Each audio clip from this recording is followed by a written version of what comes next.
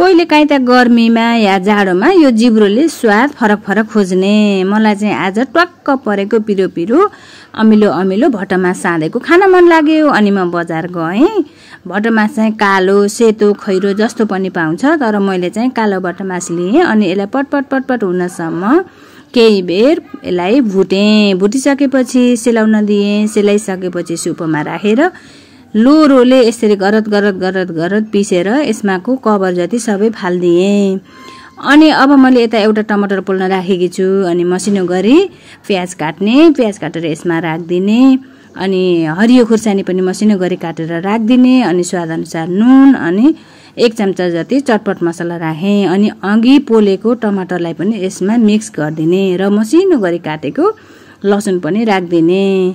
अनि अब यसमा आज मसँग कागती छैन, मैले चुक्नै प्रयोग गरेकी छु।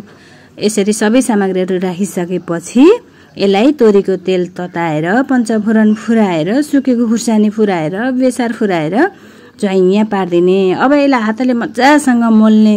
यति मिठो ट्वाक्क परेको भएको छ नि, यो भातसँग खान नि मिल्छ, चिउरासँग खान नि मिल्छ, भुजासँग खान नि मिल्छ, त्यत्तिकै खान पनि मिल्छ। हजुरहरू पनि ट्राई गर्नुहोला र कहिलेकाहीँ जिब्रोलाई स्वाद पनि फरक फरक दिनुहोला।